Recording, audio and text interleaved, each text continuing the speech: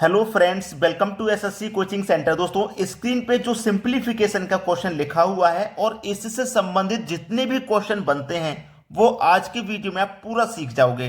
तो पूरा वीडियो देख लीजिएगा जिससे कि कौन कौन से क्वेश्चन बनते हैं आपको अच्छे से पता लग जाए और कोई भी क्वेश्चन एग्जाम में आ जाए आप उसे करके आए। तो देखिए, यहाँ पे पहला क्वेश्चन और दूसरा क्वेश्चन ये है, दोनों में फर्क सिर्फ इतना है कि यहाँ पे प्लस का साइन और यहाँ पे माइनस का साइन। यहां पे √12 प्लस √12 प्लस √12 और ये इनफाइनाइट तक चलता जा रहा है। तो इसको करने का तरीका ये होता है कि आपके पास ये जो 12 है आपको इसके फैक्टर करने हैं। फैक्टर देखो क्या क्या बन सकते हैं। 12 गुने 1 12 होता है, 12 के फैक्टर 6 गुने 2 12 होता है, 12 के फैक्टर 4 गुने 3 12 होता है। तो हमें कौन सा फैक्टर करना है? हमें ये फैक्टर भी नहीं चाहिए, ये फैक्टर भी नहीं चाहिए, हमें ऐसा फैक्टर चाहिए जिनके बीच का अंतर 1 हो। 4 और 3 के बीच का अंतर 1 है, हमको ऐसा फैक्टर चाहिए। ठीक है, तो हमने फैक्टर कर लिया। अब फैक्टर की बड़ी वाली संख्या आंसर होगी जब आपका यहां प्लस का साइन होगा। ठीक है, फैक्टर की बड़ी वाली संख्या आंसर होगी जब आपका प्लस में चलेगा क्वेश्चन। अब नीचे देख लो, हमारे पास ये जो 20 है इसके क्या फैक्टर बन सकते हैं? 20 गुने 1, दूसरा फैक्टर बनेगा 10 गुने 2, तीसरा फैक्टर बन जाएगा 5 गुने 4। तो हमें ये फैक्टर भी नहीं चाहिए, ये भी नहीं चाहिए, हमें ऐसा फैक्टर चाहिए जिनके बीच का अंतर 1 हो। इसको कहते हैं सह अभाज्य गुणनखंड। बीच का अंतर 1 आना चाहिए। जब हमारा प्लस में क्वेश्चन चलेगा तो बड़ी संख्या आंसर होगी फैक्टर की, और जब माइनस में क्वेश्चन चलेगा तो छोटी संख्या आंसर होगी फैक्टर की, यानी कि यहां पे आंसर 4 होगा। 5 और 4 में 4 छोटा है, माइनस वाले क्वेश्चन में छोटी संख्या आंसर होगी और प्लस वाले क्वेश्चन में बड़ी संख्या। तो 4 और 3 में 4 बड़ा है, तो यहां पे बड़ी संख्या हमारी आंसर है। चलिए अब देखते हैं अगला सवाल। अगला प्रश्न है, अब आपके दिमाग में जो बात घूम रही थी मैं वही क्वेश्चन लेकर के आ गया कि सर ऐसा क्वेश्चन होगा जिसका फैक्टर नहीं बने तो क्या करेंगे? भाई कुछ ना कुछ तो सॉल्यूशन होगा। अगर फैक्टर नहीं होगा तो कोई दूसरा तरीका होगा। तो चलिए वो दूसरा तरीका ही मैं आपको बता रहा हूं, उसको नोट कर लीजिएगा। इसका फॉर्मूला होता है 4n + 1 पूरे के ऊपर स्क्वायर रूट और डिवाइड में 2। ये नोट कर लीजिएगा, जब आपका फैक्टर नहीं बनेगा तो आपको इसी से सॉल्व करना है। ठीक है, और प्लस का ये 1 लास्ट में है।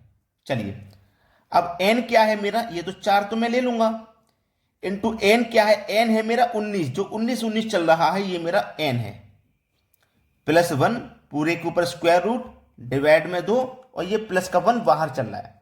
ये फॉर्मूले में प्लस का 1 बाहर है। चलिए अब इसी को हल करेंगे हम। चलिए 19 चौक 76, 76 में जोड़ दूंगा 1 हो जाएगा 77, 77 ऊपर स्क्वायर रूट है बटे में 2 है और प्लस का 1 है ये बाहर। बस यही आंसर है। याद रखना, सभी बच्चे अच्छे तरीके से सीख लें, क्योंकि अगर ये प्रश्न परीक्षा में आ गया तो आपको हिला के रख देगा। फिर बाद में अफसोस होगा कि अगर हम इसे पढ़ लेते तो हमारा नंबर आज पक्का होता, क्योंकि 1 नंबर काफी होता है एग्जाम पास कराने के लिए।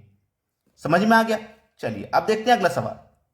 अगला प्रश्न है, यहां पे देखेंगे √7 माइनस √7 माइनस √7 इनफाइनाइट तक जा रहा है, यानी कि ये वही संख्या है जिसका फैक्टर नहीं होगा। जब फैक्टर नहीं होगा तो एक छोटा सा फॉर्मूला मैंने आपको बताया है, 4n + 1 पूरे के ऊपर स्क्वायर रूट डिवाइड में 2। अब पिछला क्वेश्चन हमने देखा था तो वो प्लस में जा रहा था, तो हमने प्लस का 1 यहां पे लिया था। अब ये माइनस में है तो यहां पे हम माइनस का 1 लेंगे। ठीक है, माइनस का 1। प्लस में संख्या रहेगी तो प्लस का 1, माइनस में रहेगी तो माइनस का 1। बस क्वेश्चन हो गया।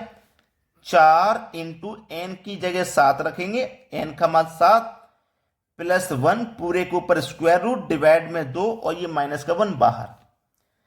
4 7 28, 28 में जोड़ो 1 29, ऊपर स्क्वायर रूट बटे में 2 -1।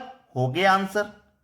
हो गया कि नहीं हो गया? कोई भी बच्चा ऐसा है जो नहीं कर पाएगा? अब बस ये फॉर्मूला याद करना, और दूसरी बात ये याद रखना कि प्लस प्लस प्लस रहेगा तो प्लस का 1, माइनस माइनस माइनस रहेगा तो माइनस का 1। फॉर्मूला यही लगना है। अब देखते हैं अगला सवाल। अगला सवाल है, दोनों प्रश्नों में एक ही अंतर है कि ये जो क्वेश्चन है ये इनफाइनाइट तक जा रहा है और ये इनफाइनाइट तक नहीं जा रहा, ये यहीं पे खत्म हो रहा है। तो ऐसा प्रश्न को कैसे करने हैं वही मैं लेकर के आया हूं, दोनों ही टाइप क्लियर हो जाएंगे। जब आपका 7 इंटू 7 इंटू 7 इंटू चल रहा है इनफाइनाइट तक, तो आपकी जो संख्या स्क्वायर रूट में जो चल रही है भाई, square root 7 into square root 7 into square root 7, यही तो चल रहा है इनफाइनाइट तक। जब इनफाइनाइट तक जाएगा तो जो संख्या स्क्वायर रूट के अंदर चल रही है वही आंसर है, कुछ नहीं करना, पेन और पेपर भी नहीं हिलाना आपको। जब इनफाइनाइट तक जाएगी तो वही संख्या उसका आंसर है। लेकिन जब इनफाइनाइट तक नहीं जाएगी तब क्या करेंगे वो सीख लीजिए। n बराबर 3 की पावर, याद रखना 2 मैंने लिया। अब देखिए कितनी बार जा रहा है ये कितनी बार जा रहा है, 1 2 3 4, कितनी बार जा रहा है भाई, 4 बार जा रहा है। याद रखना 1 2 3 4, ये 4 बार जब जाएगा तो आपको क्या करना है, इस 2 की पावर 4 रखना है, -1 करना है, अपॉन में 2 की पावर 4 रखना है, बराबर 3, 2 की पावर 4 का मान 16, -1 अपॉन में 2 की पावर 4 का मान 16। तो 16 में से 1 माइनस कर दोगे तो 3 की पावर 15 बटे में 16, बस हो गया आपका आंसर, हो गया भाई आपका आंसर। जब आपका इनफाइनाइट तक जाएगा तो जो संख्या रूट में चल रही है वही आंसर, जब इनफाइनाइट तक नहीं जाएगा तो इतना सा कॉन्सेप्ट याद रखना, ये ऊपर पावर जो 4 है ना, ये 4 बार गया है तब 4 है, 5 बार दी जाएगी संख्या 5 ले लेना, 6 बार दी जाएगी 6 ले लेना। क्लियर है? चलिए अब देखते हैं अगला प्रश्न। अगला प्रश्न है स्क्वायर रूट में 4 प्लस स्क्वायर रूट में 4 माइनस स्क्वायर रूट में 4 प्लस, अब ये इनफाइनाइट तक जा रहा है। इसको मैं जो तरीका बताऊंगा याद रखना, इसमें एक चीज नोट करनी है आपको, क्या देखो plus minus plus minus plus minus ऐसे चल रहा है, लेकिन पहले क्या दिया गया है, पहले कौन सा साइन है, प्लस का या माइनस का, ये इंपॉर्टेंट होता है। ठीक है, तो मैं जो तरीका बता रहा हूं 4, ठीक है, 4n-3 के ऊपर स्क्वायर रूट डिवाइड में 2 +1। ठीक है, ये +1 क्यों आ रहा है, क्योंकि पहले प्लस है, अगर पहले माइनस होता तो यहां -1 आता। ठीक है, बस हो गया सवाल, अब तो कुछ नहीं करना। 4n का मान कितना है, n का मान आपको मालूम है 4 है, तो 4 × 4 -3 ऊपर स्क्वायर रूट डिवाइड में 2 और प्लस का 1 बाहर, 4 चौके 16, 16 में से माइनस कर दो 3 तो हो जाएगा 13। ठीक है, बटे में 2 प्लस का 1, हो गया आंसर। बस यही जवाब है आपके आंसर। याद क्या रखना है, जब प्लस माइनस हो तो पहले प्लस है तो ये प्लस का 1 रहेगा, और यदि पहले माइनस है तो ये माइनस का 1 रहेगा। अब देखते हैं अगला सवाल। अगला प्रश्न है √5 माइनस √5 प्लस 5 माइनस 5 प्लस ऐसे चल रहा है, लेकिन मैंने क्या बताया था, पहले प्लस है तो प्लस का 1, पहले माइनस है तो माइनस का 1।